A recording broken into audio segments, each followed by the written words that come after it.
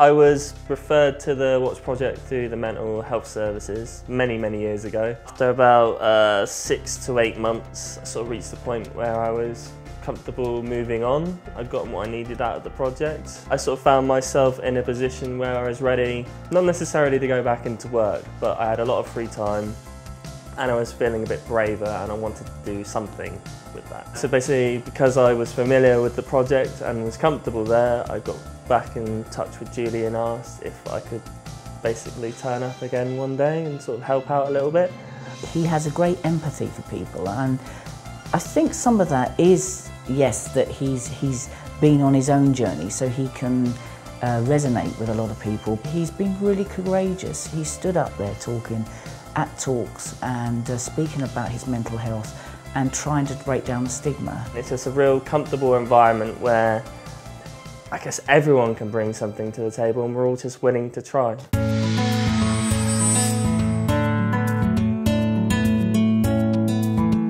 I've lived in Laburnum Drive for 8 years and I'm very happy to be a Yarlington resident.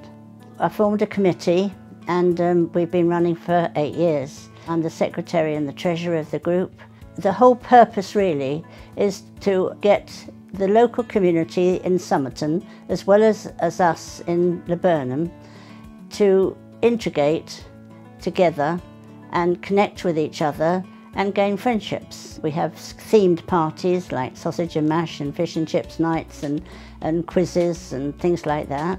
We have coffee mornings and we get money from all these different events. And with this money then goes to charity. I'll send a newsletter out myself, print it and make it up and print it. Because we've made a little profit on all our coach trips this year. The last trip we did, we took all the fares in advance as usual, but then we gave it all back to them on the coach as a surprise. I'm just a people's person and I just care for other people, genuinely.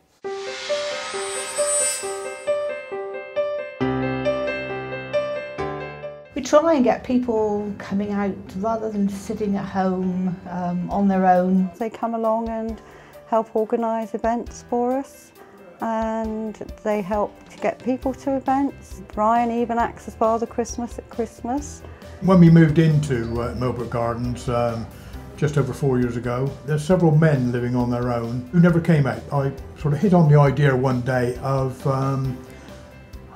doing a community breakfast, or a boys' breakfast I called it. I put a little note round to all the men who were on their own, and they all turned up at 8 o'clock on this morning, and that was 3 years ago, and I've done breakfast every Wednesday morning for the last 3 years. They travel around the other hub schemes and help with other events there.